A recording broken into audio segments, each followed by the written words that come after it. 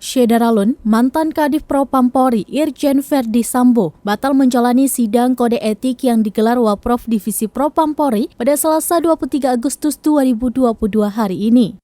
Meskipun begitu, ia menyampaikan bahwa Irjen Verdi Sambo direncanakan menjalani sidang kode etik pada Kamis 25 Agustus 2022 mendatang.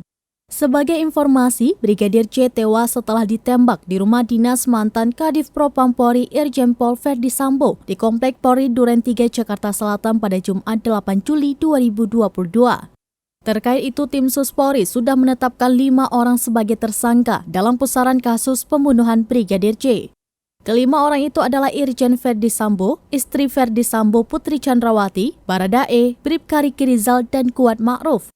Baradae dijerat dengan pasal 338 KUHP tentang pembunuhan junto, pasal 55 KUHP dan 56 KUHP. Sedangkan Verdi Sambo, Putri Chandrawati, Bribka Riki Rizal, dan Kuat Ma'ruf dijerat dengan pasal 340 tentang pembunuhan berencana subsidiar, pasal 338 junto, pasal 55 dan pasal 56 KUHP. Ketiganya mendapat ancaman hukuman lebih tinggi dari Baradae, yakni hukuman maksimal 20 tahun penjara atau pidana mati.